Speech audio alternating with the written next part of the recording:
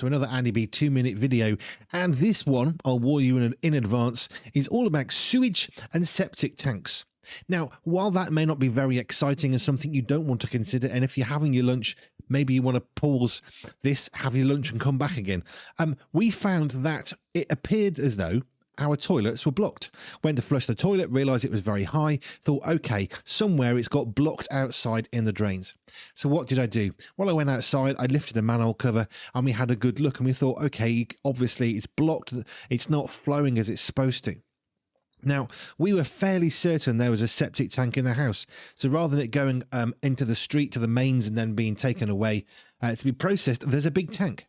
And what's transpired is, one, we definitely have a septic tank. Yes, confirm that now. But two, it was over full. Hasn't been active for a long time. And because it's full, when we flush the loo, the water has nowhere to go. So what happens? You get back pressure. You look under the manhole cover, you look under an inspection chamber, and what you see is something that should be basically flowing fluids is not. It's not a pretty thing. It's also part of life. Now, I don't know how much drain rods, how much you know about drain rods, but basically stick a drain rod down a hole. It's got a big rubber plunger and it pushes stuff out of the way to allow your drains. It doesn't matter how much drain rodding that might have been done to that drain. It was never going to fix the problem because it wasn't a blockage in the pipes. That's what drain rods do. They get rid of the blockage. The problem isn't the blockage. Actually, the problem is an overflowing tank. What's this got to do with life and faith? Lots.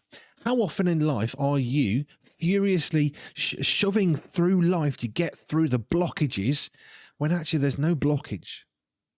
It might appear as though there is, and you can get your drain rods and you can be, pushing them down as hard as you can, and you're not getting rid of the blockage in your life. Why? Because there's no blockage. Actually, what we need is something in our life to be removed. It's more than a blockage. We don't need a blockage fixing in the drains. What we need is a septic tank where all the stuff goes to be emptied. And sometimes we need to leave our stuff with God and say, God, will you take these things from me? It's not a blockage. It's just stuff. And this is the beautiful thing about God. God wants to take the stuff that we really, really, really don't want in our lives. He wants to remove it from us so that we can be more beautiful for him. Don't work too hard removing blockages because maybe God just wants to take something out of your life instead. Just a thought.